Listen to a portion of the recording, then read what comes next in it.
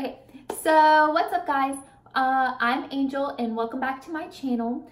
I recently just made a video talking about my trauma as a child, how I was a victim of child abuse and I was sexually, mentally, and physically abused as a child. And if you haven't watched that video, you should probably go watch that before you watch this video, because in this video I'm going to talk about how the abuse caused me to have child abuse, or to have PTSD. And if I smile, I said this in my last video, but if I smile or laugh in this video, it doesn't mean I think it's funny. It just means that that is how I deal with bad things that happen to me. I just smile and laugh like it's a defense mechanism. So anyway, okay, I'm just gonna tell you the story, get this going, and then I'll go into other details after I tell the story. So I was not diagnosed with PTSD until I was almost 19 years old. It was literally a week before I turned 19 that I was diagnosed with PTSD. I've known my husband since I was in high school, and I trust my husband a lot. He used to come over to my house every weekend, like every Sunday. This particular day, my husband was about to come over to my house, and I was 18 years old and we were still in high school. I was a senior, and I had just watched something on TV where this lady was telling her story about how she was abused as a child. And as she was telling her story, I just kept listening to her tell this story, and I was like, why is this so familiar? Why is this so familiar? I can't, and then I instantly, my body felt numb and I like couldn't move. I physically felt paralyzed, and I'm just like sitting there on my bed in my room watching this lady tell her story, and I'm paralyzed at her story. When I finally get my bearings and realize, crap, Aaron's about to be here in like 30 minutes. I need to go take a shower so I don't look like this when he shows up. I get up and I go take a shower, and while I'm in the shower, I'm staring at my hands in the shower. And I'm like staring at my hands, and I'm like, why does this seem so familiar? Why does this seem so familiar? It's just my hands. And I couldn't grasp why I couldn't stop doing this, staring at my hands. And then I get down in the shower. I'm in the fetal position in the tub of the shower, and I'm sitting in the shower, and I feel every single pain I've ever felt in my life while I'm sitting in the bottom of the shower. It felt like someone was hurting me while I was sitting in the shower. Then I finally get up. I finally get myself out of the shower, and while I'm in the shower, I'm crying, and no one in my house hears me crying. And I get up out of the shower, and I put a towel on, and I go get dressed, and I feel numb. My whole body just feels numb, and I have the bad feeling like all over me. The bad feeling's just there, and it's not going away. Everything I normally would do to get the bad feeling to go away wasn't happening. And so I feel the bad feeling, I feel numb, and I just feel so gross and nasty, and I want everything. I just don't want to be, I don't want to exist. I literally didn't want to exist at that point. So then my husband, who's my boyfriend at the time, we weren't married in high school, but he comes over to my house, and I'm dressed, I'm in my room, I'm sitting on the bed, and I'm just watching TV because I'm like, act normal. In my mind, I'm thinking, act normal, act normal. Because at this point in my life, my husband knew nothing about my trauma, nothing. And so I'm just sitting there, I'm like, act normal. Don't let him see that you are weak right now, act normal. So he comes in the room, and he instantly was like, what's wrong with you? And I'm like, nothing. He's like, no, Angel, I know something's wrong with you. You better tell me what it is right now. And I'm like, nothing's wrong with me. You're crazy. Nothing's wrong. And he's like, no, you better tell me or I'm going to leave. And I'm like, and I like took a deep breath, and I'm like, okay, but I can't talk about it here in this house. We have to go for a drive. I can't talk about it in my grandmother's house. So he's like, fine. And so we get in the car and we drive, and we go to a gas station first, and he pumps gas, and then he gets back in the car, and he's like, what is wrong with you? And he told me later after the fact that he thought I was going to tell him that I was like talking to another boy or something, that we were gonna break up. And so anyway, so he had that thought in his mind while he's asking me, and I'm like, Aaron, I really can't tell you, I just can't. And then I was like, he took me to Target. I'm like, I can't go into Target right now. And then he's like, what is wrong with you? I'm like, just go someplace else. Just go someplace else. So he ends up driving, and he parks in a church parking lot. Of all places, he parks in a church parking lot. And he parks, and he turns the car off, and he turns to me, and I'm just sitting there, and I feel ashamed. I feel so ashamed. I still have the bad feeling. I still feel numb. And so I'm sitting in the car, and I look at him, and I go, Aaron, I'm like, do you ever get this thing, like a bad feeling? And he was like, what? I don't know what you're talking about. And I'm like, you know, like whenever we like kiss or something, do you ever feel like dirty and gross, and like it's not right, like we're not supposed to be doing it? And then he's like, no. He's like, do you not want to kiss me anymore? I'm like, no, that's not what I'm trying to say. And then he's like, okay. And then I got like really quiet, and then I just started crying, like unbelievably crying. And so I'm like bawling my eyes out, and as I'm crying, I just start screaming at him, like everything that ever happened to me, more details than what I went into in my trauma and abuse story video, more details than that. I just started screaming all this information at him. It's like it just flooded out of my mouth. Like I just finally released this demon that was inside of me, and I just started screaming this information at him. And then I get done telling him everything that was in my mind and everything that was in my body and every feeling I ever felt.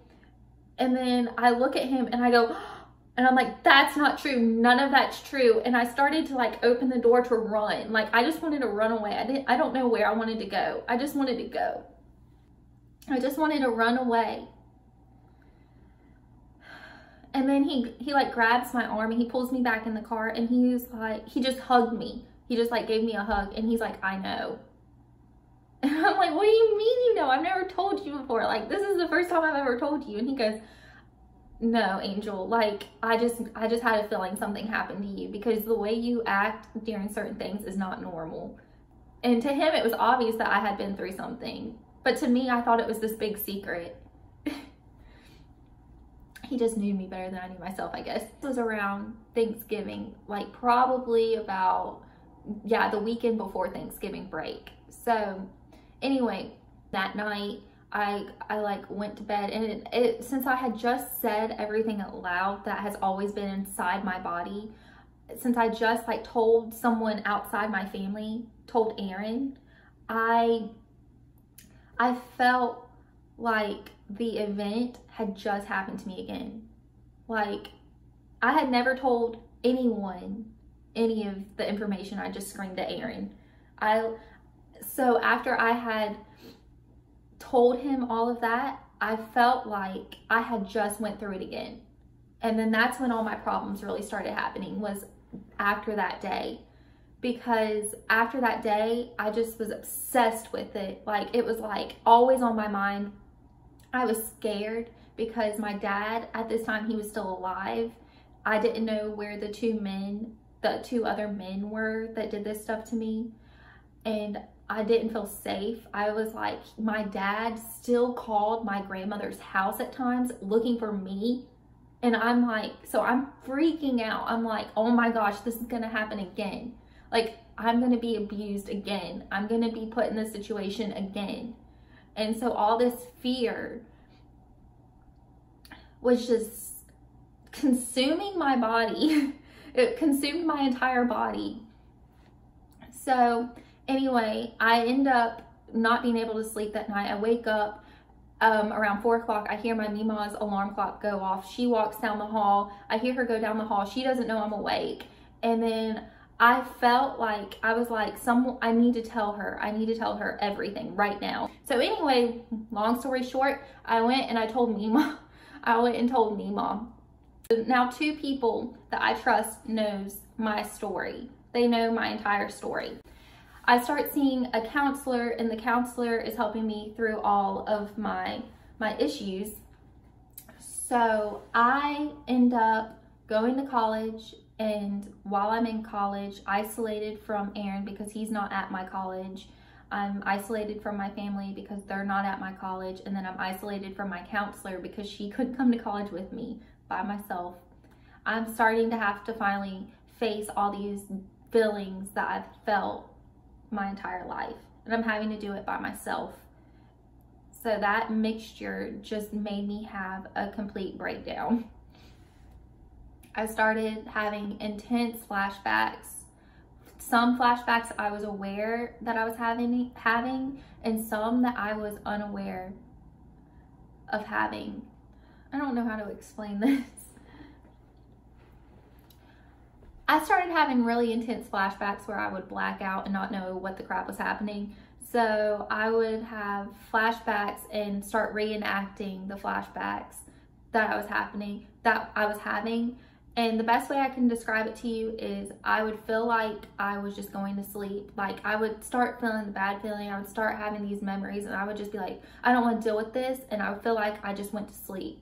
Then I would wake up and I'd be like under a bed or something random and weird.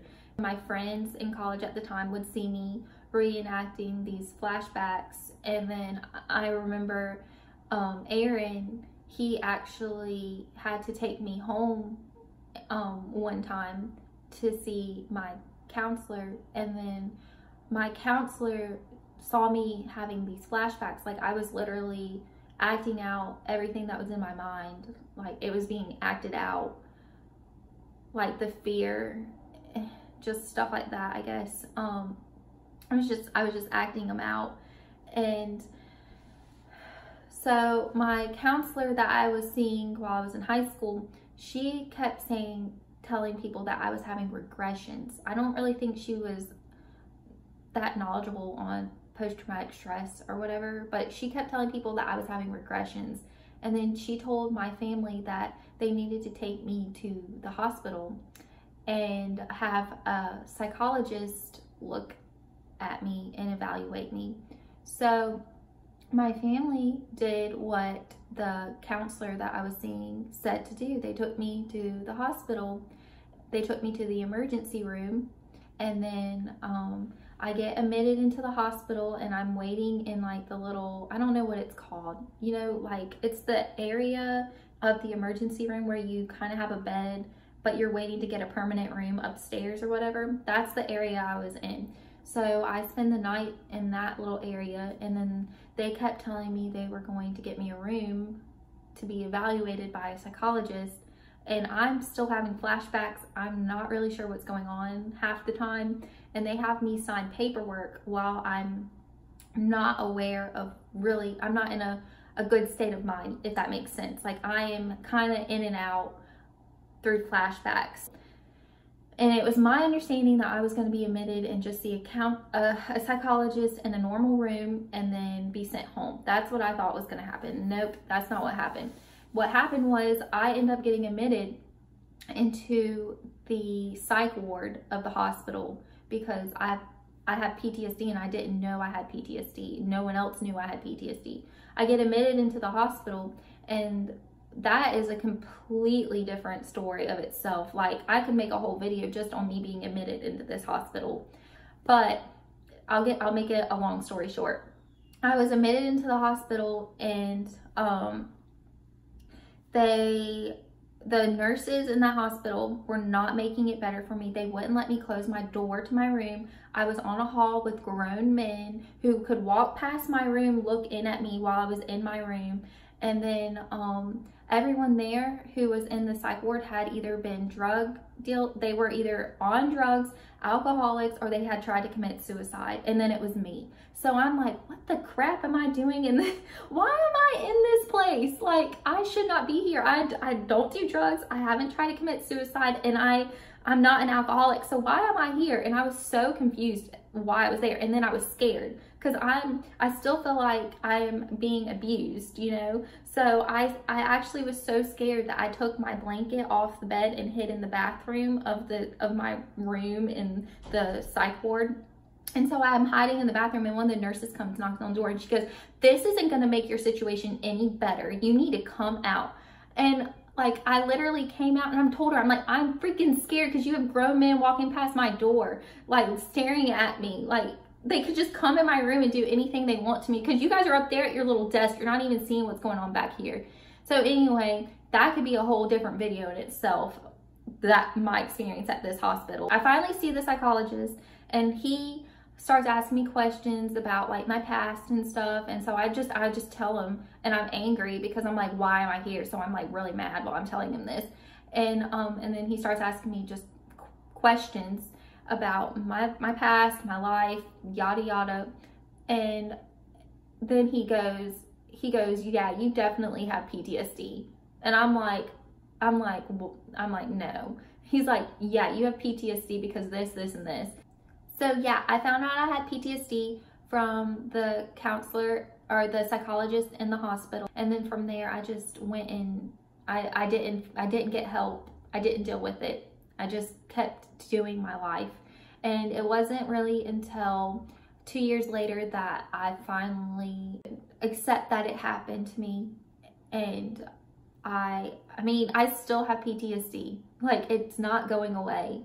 I can manage it better. And yeah, I do still have flashbacks. They're maybe not as bad as they were, where I black out and don't remember crap, but they are definitely there. I'm aware of my flashbacks now. I wasn't aware of them then. I definitely know my triggers. Knowing my triggers has been the best thing that's ever happened to me, because it's like, oh, okay, I see a blue light. Yeah, I know that's going to trigger me. Okay. So it's kind of easier, but it's kind of not, because I'm still dealing with it every day. I don't think PTSD is something you heal from. I think you always have PTSD. I think it's just one of those demons you're always going to face. It's not fair. But it makes you stronger in the long run. I wouldn't be who I am today if it wasn't for my trauma. So I'm not ever gonna say that I wish my life was different, because I don't. I'm happy with the way my life has turned out. I had a rough start, but I'm happy where I am now. It's not that bad where I'm at right now in life. I mean, I have 2 kids, I'm married, and I'm talking to you guys. I'm not dead. I'm not in like some sex trafficking thing. I am here, and I'm alive, and I'm breathing, and I'm able to share my story with strength, and I'm able to hopefully help someone out there who is not at the place I'm in right now. And trust me, I know how it feels to not be in this place. I know how it feels to be in that dark place. And you will get out of it. You just, I could lie to you and be like, you just gotta keep moving on, or I could tell you the truth. So I'm gonna tell you the truth. The way I really got out of it was I started praying, and I prayed to God a lot. And God, I'm not even kidding, God saved my life. And I'm not preaching to anyone. I'm not that preachy person. I'm just saying personally how I got out of this was I prayed. I prayed to God, and it wasn't until I fell on my knees and was like, God, I need help. I don't want to be here anymore. I don't want to do this anymore. Help me. Help me not be sad about this anymore. Help me move on past this trauma. Help me to regain strength in my life. It wasn't until that moment that I was able to move on and be happy again. It wasn't any kind of prescription they gave me. It was seriously God. So you can take that with a grain of salt. You can believe me. You can choose not to believe me. You can hate on me for saying that. I don't really care. But that's who helped me when I really needed it, was God. God saved my life. So yeah, thank you for watching this video today. If you liked it, please subscribe and hit the bell notification button. I am going to make videos every Thursday and Sunday. Thursdays are called Trauma Thursdays, where I talk about stuff like this, content that had to do with my abuse and how I dealt with things. Yeah, and then Sundays are Sunday Fun Days, where I make fun, lighthearted videos that are just chill. So yeah, hit that subscribe button, hit the bell, comment down below, and hit the thumbs up button. And that's a lot of stuff to be telling you to do. But yes, thank you for everyone who is supporting me through my journey. This is not easy for me. This is very hard. And I hope I'm not just rambling. I hope that I'm actually helping someone through an issue. Be brave. Don't hide. Don't hide who you are. Don't hide what you've been through. Just talk about it. That's how we're all going to get through this. We're just going to talk. Okay. I love you guys. See you next week. Bye.